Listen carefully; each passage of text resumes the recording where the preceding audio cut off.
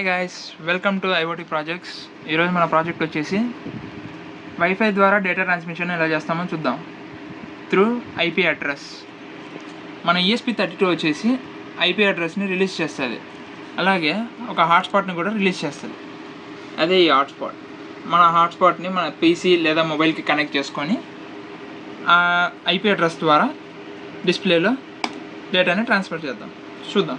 మన IP address ఇక్కడ చూపిస్తుంది 192.168.4.1. Let's type 192.168.4.1. ఇది మన ఐపీ అడ్రస్. సెర్చ్ చేశాను. ఇదిగోండి, ESP32 వైర్లెస్ LCD. ఇక్కడ వచ్చేసి మనం బేసిక్ హలో వరల్డ్, మనం ఏదైతే వర్డ్ టైప్ చేసి సెండ్ చేస్తామో త్రూ అది వైర్లెస్గా మనకు మన LCD డిస్ప్లేలో చూపించడం జరుగుతుంది. ఇది ఓన్లీ మన కంప్యూటర్ నుంచే కాకుండా త్రూ మన మొబైల్ ద్వారా కూడా వైఫైని కనెక్ట్ చేసుకొని డేటా ట్రాన్స్మిషన్ చేయొచ్చు. ఓన్లీ హలో వరల్డ్ అనే కాకుండా త్రూ మన ఛానల్ పేరు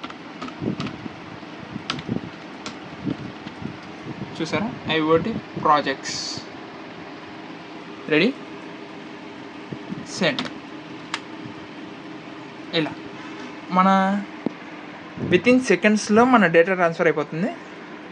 ఇవాళకి వీడియో వచ్చేసి ఇదే. Thank you for watching.